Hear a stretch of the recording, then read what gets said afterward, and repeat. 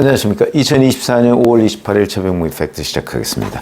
자, 오늘 황우여 국민의힘 비대위원장이요, CBS 라디오에 나와서 한동훈 전 비대위원장의 전당대회 출마 문제에 관한 얘기를 했습니다.